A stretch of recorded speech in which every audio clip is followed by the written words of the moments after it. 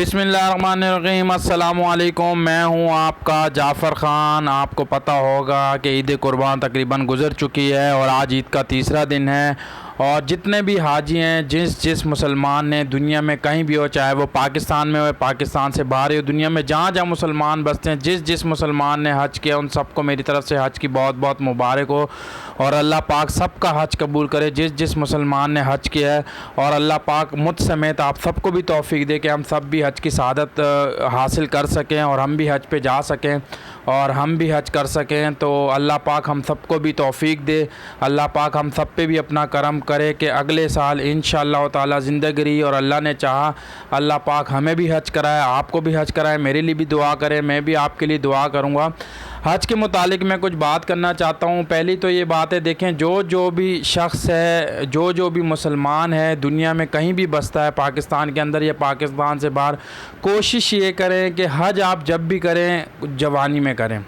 सबसे बेस्ट चीज़ ये है कि अगर आप जवानी में हज करते हैं, उसकी वजह क्या है, मैं आपको ये बात क्यों बता रहा हूँ, क्योंकि हज जवानी में अच्छा लगता है और जवानी में आपके अंदर ताकत होती है, आप हर काम अच्छे तरीके से कर सकते हैं। वजह यह है कि हज के दौरान आपको बहुत ज़्यादा मुशक्क़त, बहुत ज़्यादा मेहनत चाहिए होती है। जो बुज़ुर्ग बंदे होते हैं, आपको पता होगा कि काफ़ी ज़्यादा शहादतें भी हो चुकी हैं हज के दौरान। वैसे तो वो बहुत ज़्यादा खुश नसीब है, पर मैं आपको ये बताना चाह रहा हूँ क्योंकि हज जो है मेहनत और मुशक्क़त का काम है, तो वो कोशिश करें कि जवानी में कर लें तो ज़्यादा बेहतर है। इंसान है, बाज़ औक़ात उसके पास नहीं होता, वो बाद में उसको हिम्मत होती है, उसके पास पैसा आता है तो वो कर सकता है, क्योंकि हर जो जिसकी इस्तिताअत हो, जिसकी हिम्मत हो, जिसके पास हो, वो कर सके हज। हर एक पे फ़र्ज़ नहीं हज, जिसको अल्लाह ने दिया हुआ, जिसके पास है वो हज करे। और कोशिश ये करें जवानी में कर ले तो ज़्यादा बेहतर है। अगर आप बुढ़ापे में करते हैं या आपकी ये एज हो जाती है, आप वो कर रहे हैं, तो ये याद रखिएगा कि हज में बहुत ज़्यादा मेहनत चाहिए होती है, बहुत ज़्यादा मुशक्क़त चाहिए होती है। हर बंदे के बस की बात नहीं है कि वो बुढ़ापे में हज कर सके। काफ़ी लोगों में ने बुढ़ापे में भी किया है, बुज़ुर्गी में भी किया है, ऐसी बात नहीं है।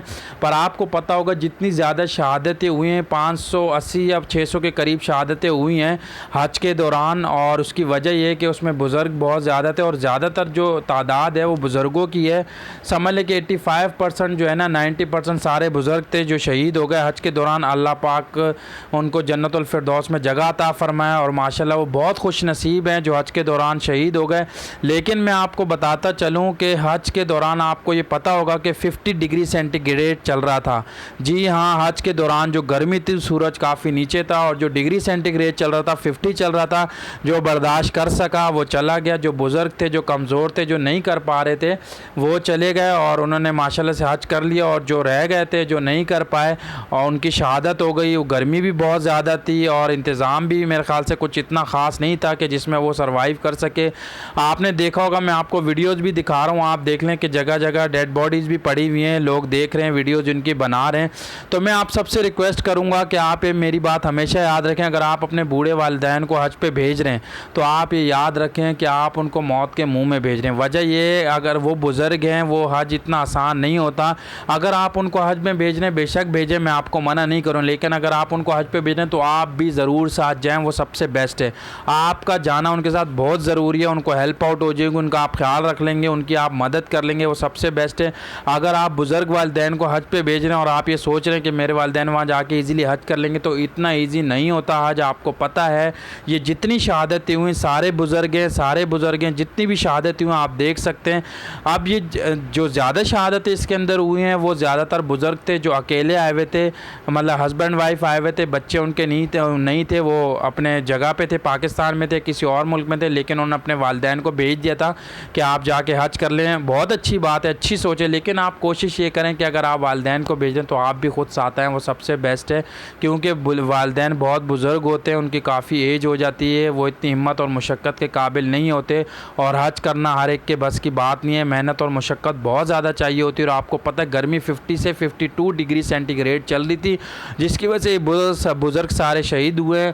और उसी وجہ سے ان کی ڈیتھس ہوئی ہیں، اور وہاں پہ آپ کو پتہ ہے اتنا زیادہ لوگ ہوتا ہے، اتنا زیادہ بندہ ہوتا ہے حج کے دوران کے انتظامیہ کے لیے بھی بہت زیادہ مشکل ہوتی ہے، وہ بھی اتنا اچھا انتظام نہیں کر پاتے اتنے زیادہ لوگوں ہونے کی وجہ سے۔